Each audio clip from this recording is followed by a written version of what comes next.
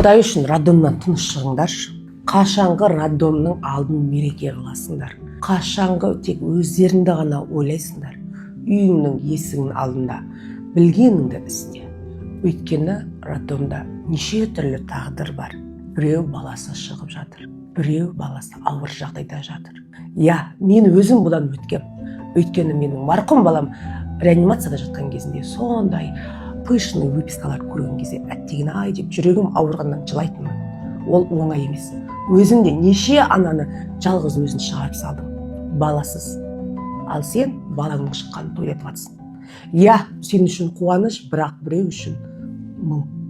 Үйіңе бар да білгеніңді істе. Ондай жерде сен де біреудің көңіліне қарасаң, сенің де көңіліңе біреу қарайды. Ондай жерде сенің жағдайың болғанымен біреудің жағдайы болмауы мүмкін. Ондай жерде сен әкесімін деп шығарып жатқанмен біреу әкесіз шығуы